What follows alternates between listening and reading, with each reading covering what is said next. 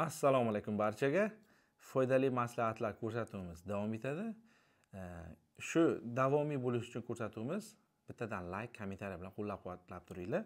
Bugun gaplashadigan temamiz mana shu ko'rib turganlaring oppoq shampinyon qo'ziqorinlari mana. Birinchi bo'lib har doimgidek foydalar haqida gaplashamiz, ana undan keyin zararini inson organizmiga. Xo'p, foydalari birinchisi tabiiy protein manbai, ya'niki mana ko'p qachaqchaqlaydiganlar, zalga boradiganlar tabletka ichadi, protein kuch ko'paytiradi, nimadir qiladi, muskullarga mana tabiiy ekan protein. Shampinyonlarda oqsil miqdori yuqori bo'lib, go'shtsiz ratsionda ham qon tarkibini qo'llab-quvvatlar ekan. Ikkinchi foydasi vitamin va minerallar boyligi. Vitamin B1, B2, B3, D vitaminlari bor ekan va kaliy, fosfor, selen bilan boy. Bu esa miya, nerv tizimi va immunitet uchun juda foydali ekan. Uchinchi foydasi.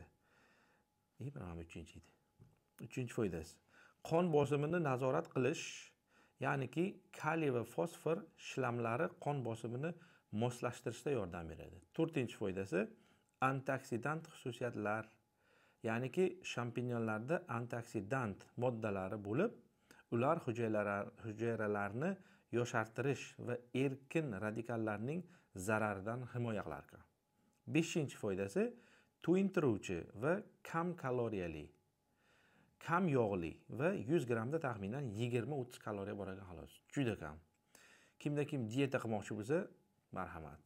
Dietaga o'tmoqchi bo'lganlarga shampinyon qo'ziqorinlaridan. Endi esa sizlar bilan inson organizmiga zararlar haqida gaplashamiz.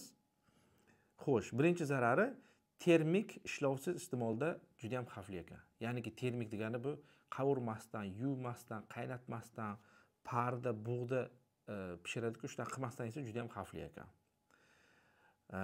Ya'niki yopiq holatda bo'lsa yoki yopiq holatda bo'lgan shampinyonlarda bakteriyalar bo'lishi mumkin ekan. Juda ham bunga e'tibor berish kerak.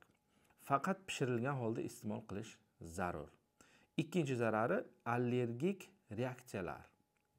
Ya'niki ba'zi odamlarda qo'ziqoringa nisbatan allergiya bo'lishi mumkin ekan. Teri qichishi yoki nafas olishda qiyinchiliklar tug'dirish muammosi bo'lishi mumkin ekan. Uchinchi zarari yurak va buyrak muammolari bor mavjud insonlarga kunlik me'yordan ortiq shampinyon iste'mol qilish, ayniqsa buyrak va yurak kasalliklari bo'lganlar uchun mos kelmasligi mumkin ekan. To'rtinchi zarari esa xom holda iste'mol qilish juda ham xavfli. Xavfli bakteriyal moddalar juda ko'p ekan. Ya'niki masalan tabiiy o'rmon shampinyonlarini tajribasiz odamlar yig'sa o'rmonga borib, ularni toksik turlari bilan adashtirib qo'yish mumkin ekan. Ya'niki shu yeyishga moyil bo'lmaganini yig'ib qo'yish mumkin ekan.